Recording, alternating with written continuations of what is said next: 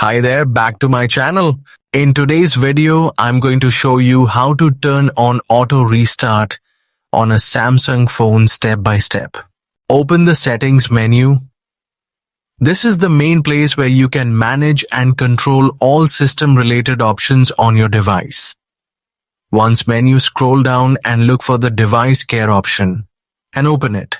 Inside device care, you will see different options related to battery, storage, memory, and system performance. From here, tap on Auto Optimization. This feature helps keep your phone running smoothly by automatically managing system tasks. Next, look for the Auto Restart option and tap on it. Now find Restart on Schedule and turn the toggle on.